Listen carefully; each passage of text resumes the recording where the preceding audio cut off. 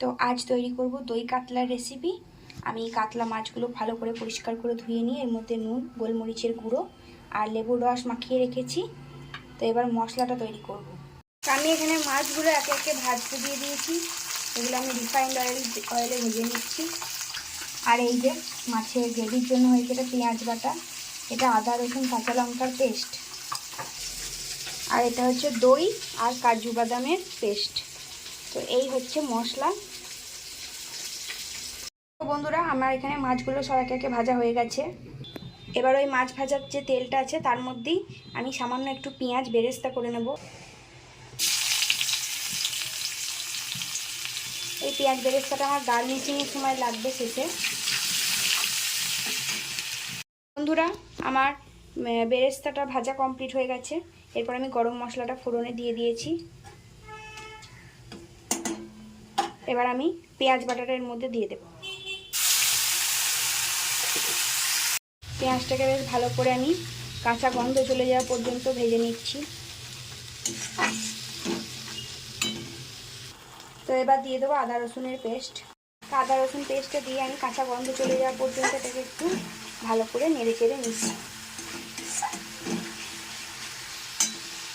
দই আর কাজুর পেস্টটা দিয়ে দিচ্ছি, কিছুটা দিয়েছি, বাকিটা দিয়ে দিলাম। এই সময় গ্যাসের ফ্লেমটা লোতে রাখতে হবে। দিয়ে এবার ভালোভাবে এটাকে কষিয়ে নেব।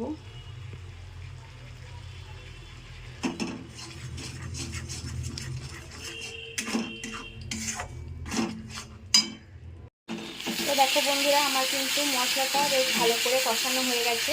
এবার আমি এর মধ্যে জল অ্যাড করব। তো আমি এখানে পরিমাণ মতন মিক্সি বাটি ধোয়া জলটা অ্যাড করে দিচ্ছি। তো এবারে এর মধ্যে কাঁচা লঙ্কা দিয়ে দিলাম দুটো, আর দিচ্ছি পরিমাণ মতো নুন। ঝোলটা ফুটে উঠেছে, তাই মাছগুলো একে একে দিয়ে দিচ্ছি। সবগুলোকে খুব ভালোভাবে মিশিয়ে নিচ্ছি মাছগুলোকে। এবার এর মধ্যে সামান্য চিনি অ্যাড করছি, যেহেতু টক দই আছে, যাতে টেস্টের ব্যালেন্সটা ঠিক থাকে। তো আমার সব কিছু মেশানো হয়ে গেছে। এবার এটা ঢাকা দিয়ে আমি ফুটতে দেবো মিনিট 5। তো 5 মিনিট পর দেখো, তোমরা দেখতেই পাচ্ছ খুব সুন্দরভাবে মাছের থেকে তেল ছেড়ে দিয়েছে। তো চলো এবার এটা ঘি আর গরম মশলা গুঁড়ো দিয়ে দিচ্ছি পরিমাণ মতো, আর একটু ঘিও অ্যাড করে দিলাম। তো আমাদের দই কাতলা কমপ্লিট। এবার এর মধ্যে আমি যে বেরেস্তাটা বানিয়েছিলাম সেইগুলো দিয়ে দেবো। তো ব্যাস।